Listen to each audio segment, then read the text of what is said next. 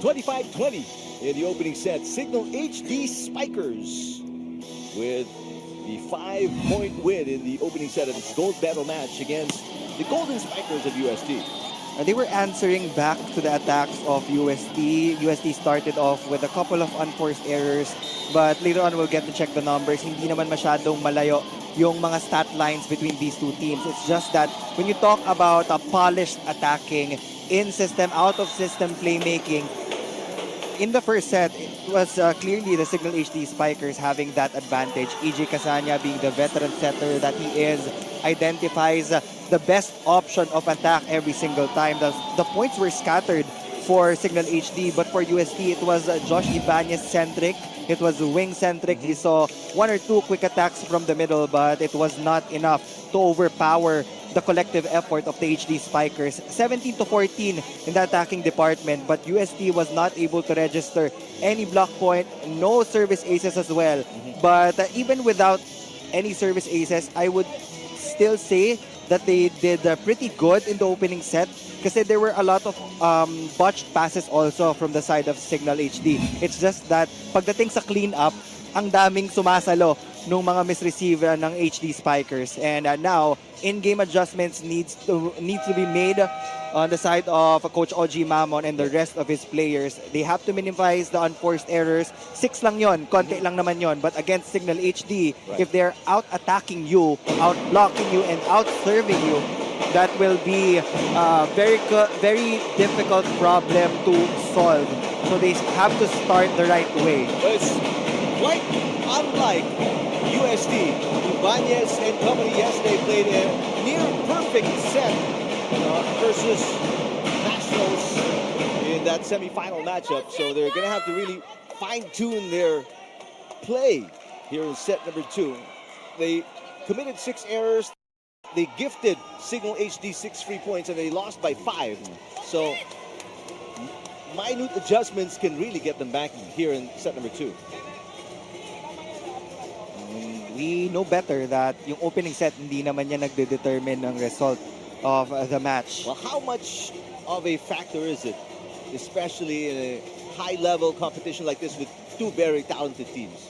Well, you get to set the pace, and yan yung initial goal ng teams, to get the other team to play your type of volleyball, and Cignal did that in that opening set.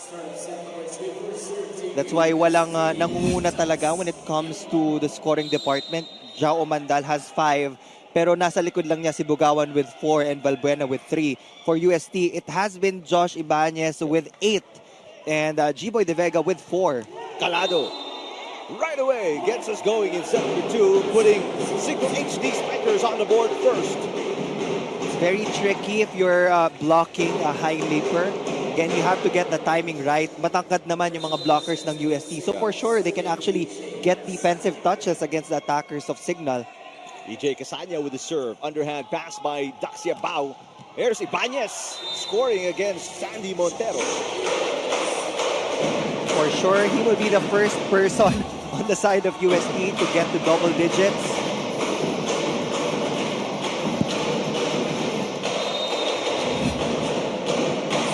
UST looking to bounce back here in set number 2 after dropping the opening set by 5 against the Cignal HD Spikers. 6 errors, let's remember that, in set number 1. UST already with 1 here in set number 2.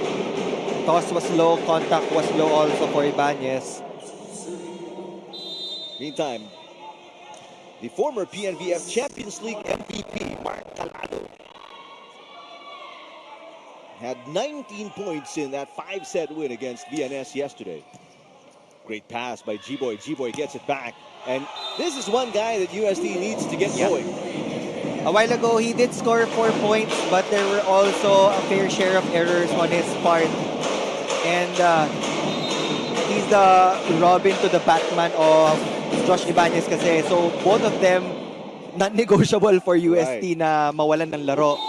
Meantime, Jao Umandal again, staring down his little brother. And after he knocked it, that down-the-line kill. Parang sabi niya, take notes. But again, he is also the coach of his younger brother.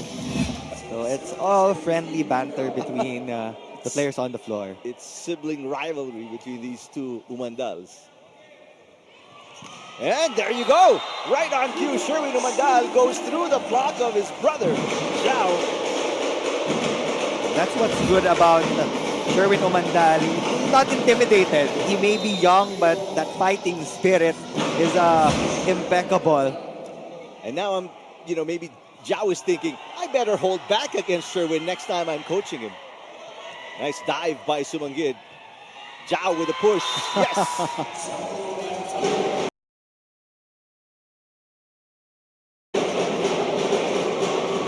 On the approach pa lang, Zhao Umandal already saw the backcourt defenders of UST backpedaling.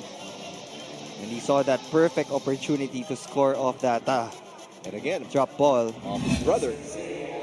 Late for the pancake save as Alfred Balbuena is set to serve.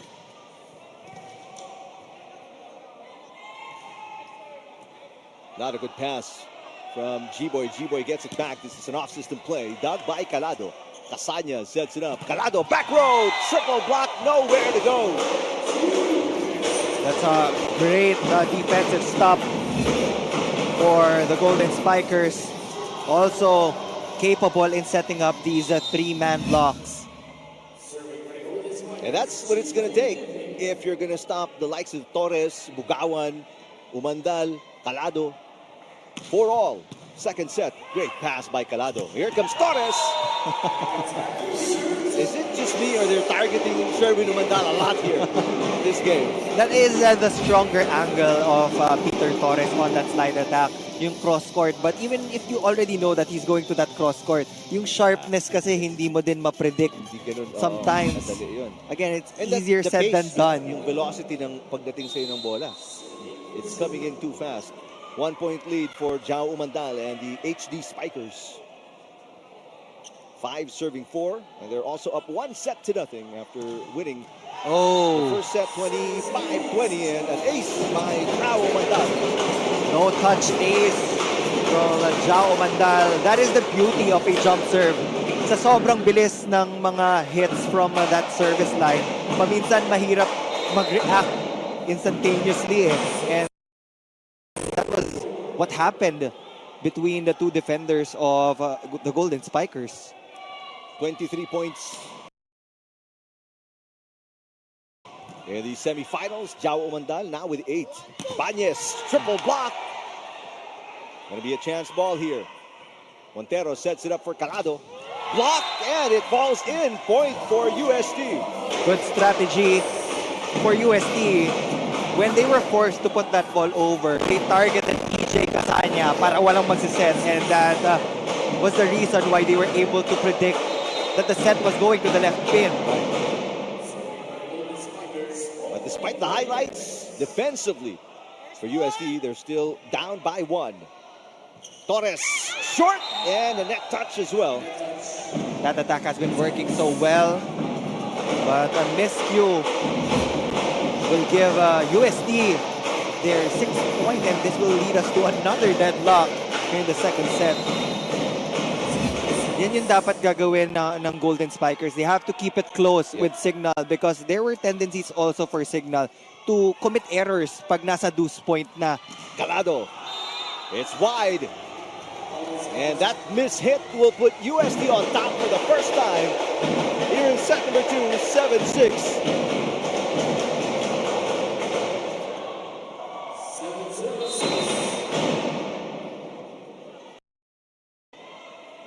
Popoy Colinares with a serve.